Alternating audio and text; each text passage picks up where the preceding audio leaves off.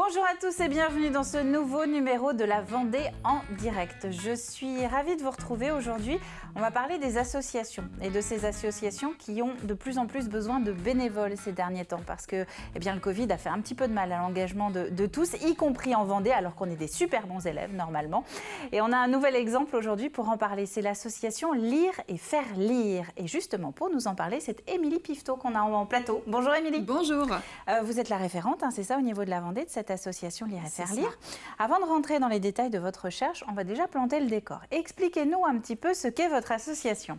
Alors Lire et faire lire, c'est une association nationale, donc il y a des bénévoles qui sont partout en France, qui est née en 99 d'une initiative d'Alexandre Jardin, l'écrivain, voilà, et qui s'est donc déployée partout en France. C'est une association très simple en soi, qui permet à des personnes de plus de 50 ans d'aller lire chaque semaine des histoires à des enfants, dans un objectif de développement du lien intergénérationnel. Donc c'est pour ça que les bénévoles, on leur demande rien de spécial, il n'y a pas de prérequis, si ce n'est d'avoir 50 ans, voilà, minimum. Et de savoir lire. Et de savoir lire, effectivement. Et le deuxième objectif, c'est de donner envie aux enfants d'aller vers le livre. Donc on parle vraiment de lecture, plaisir et de transmission, de partage pendant ces moments-là. Voilà. Alors vous n'êtes pas venue toute seule, en plus j'ai envie de dire. Vous êtes venue justement avec quelques-uns des exemples qui sont parfois particulièrement d'actualité. Je ne doute pas que les téléspectateurs l'auront remarqué. Vous parlez de lecture, de transmission, mais c'est dans le cadre scolaire, c'est ça ? Alors pas que. En Vendée, on est beaucoup sur le temps scolaire, effectivement, à 90% à peu près. Ça s'est beaucoup développé dans les écoles qui se sont très vite mis en partenaire de cette action-là, mais on intervient aussi de plus en plus depuis quelques années auprès de la petite enfance, donc les petits bébés de 3 mois à 3 ans dans les multi-accueils, les crèches, et puis on est aussi dans les hôpitaux, de Fontenay et des Sables, des collèges. Vous intervenez même dans les collèges ? Oui, jusqu'à la classe de 6e, voire 5e, on grappille petit à petit, on avance avec les enfants en fait pour les retrouver finalement.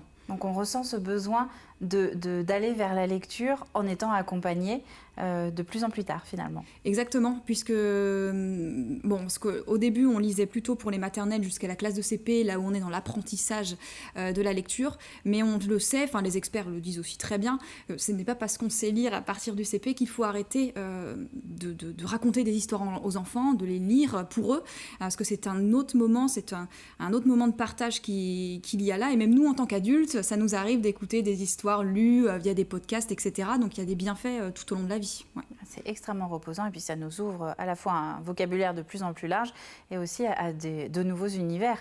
Alors je vous voyais opiner du chef quand je disais que le Covid avait fait un petit peu de mal aux associations d'une manière générale. Lire et faire lire n'est pas épargné. Vous êtes aujourd'hui vraiment à la recherche justement de bénévoles parce que je suppose que vous allez me dire que la demande augmente et l'engagement justement des personnes de plus de 50 ans baisse, c'est ça ? Tout à fait. Oui, comme vous l'avez dit, donc de toute façon, toutes les associations sont touchées par ce phénomène. Voilà. Lire et faire lire n'y échappe pas et est même un petit peu plus impacté en termes de perte de bénévoles que d'autres associations. Ça s'explique parce qu'on avait des bénévoles aussi qui étaient très âgés, donc du coup, ils ne sont pas forcément revenus.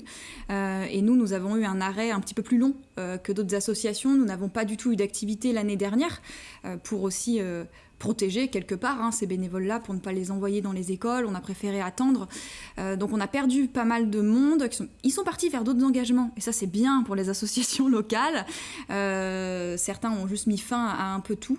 Mais on se retrouve aujourd'hui avec une perte de 50% quand même. De la moitié de vos effectifs. D'accord. Ouais, et c'est un chiffre national. C'est-à-dire que tous les départements sont concernés par cette baisse importante. Ce qui veut dire qu'il y a la moitié des demandes auxquelles vous répondiez par la positive jusqu'à présent que vous ne pouvez plus honorer aujourd'hui. Dans certains coins du département, oui, tout à fait. D'autres arrivent, des coins de Vendée s'en sortent mieux que d'autres. Par exemple, les Sables d'Olonne, où c'est très actif, on a trouvé beaucoup de nouveaux bénévoles. La Roche-sur-Yon un petit peu aussi.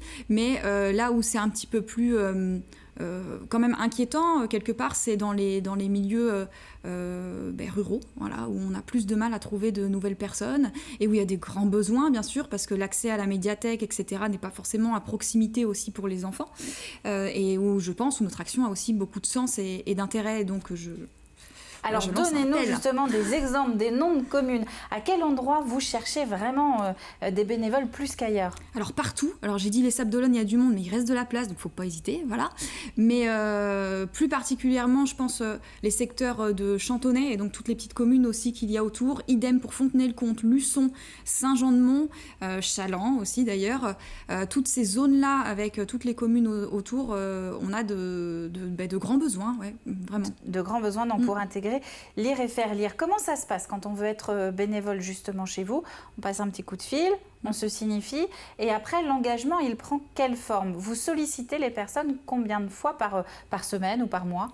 Alors les bénévoles s'engagent à quand même une certaine régularité, donc à lire une fois par semaine dans une structure qui leur est affectée entre guillemets.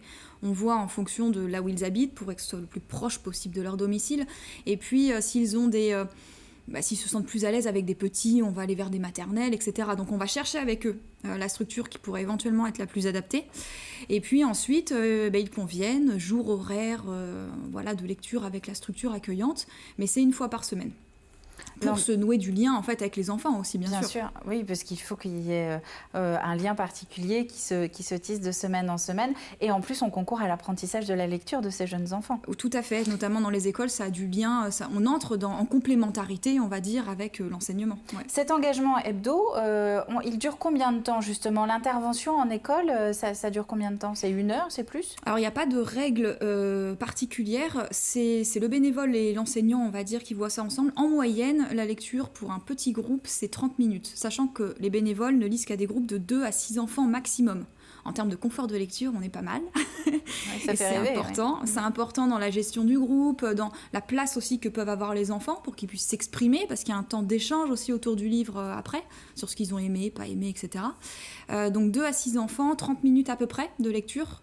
Et si on n'a qu'1 heure à accorder par semaine, ce qui est déjà très bien, on passe 2 groupes et puis on verra le reste de la classe la semaine prochaine. Et les livres, alors, le choix, il se fait comment? Alors, il se fait toujours pareil dans nos chartes. Il est indiqué que le bénévole est libre de choisir ce qu'il souhaite partager, en fait, avec les enfants, puisqu'on se dit que pour qu'il y ait plaisir dans la lecture, il faut que le bénévole prenne plaisir à lire ce qu'il transmet, effectivement.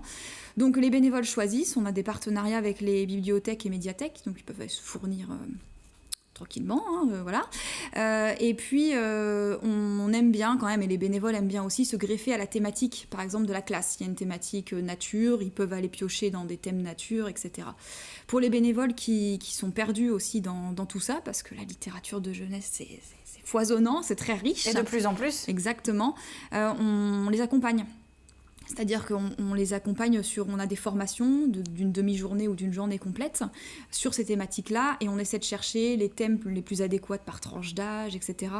Et on lit beaucoup, et on essaie de se faire un avis. Donc on les aide là-dessus, et puis ils ont des réunions par secteur géographique aussi, pour échanger entre eux sur leur coup de cœur, et ça aide aussi beaucoup. Ouais, donc il y a un lien avec les enfants et avec les autres bénévoles. Oui. Sur la minute qui nous reste, Émilie, on va rappeler donc le profil. Il faut avoir plus de 50 ans, habiter la Vendée, être prêt à s'engager sur la durée, vous l'avez compris, de manière hebdomadaire. Pour vous contacter, un numéro de téléphone peut-être? Oui, je vais vous donner ma ligne directe, 02 51 36 45 84, et comme ça j'accueille les nouvelles personnes et je les oriente avec plaisir. Et voilà. Un site internet aussi également peut-être pour se renseigner? Alors oui, il suffit de taper Lire et faire lire sur internet, lireetfairelire.org, et on peut s'inscrire directement en ligne. Et pareil, je repasse un petit coup de fil derrière. Voilà. Ce qui est peut-être le plus simple. Merci Émilie Pifeteau d'être venue nous parler donc de Lire et faire lire.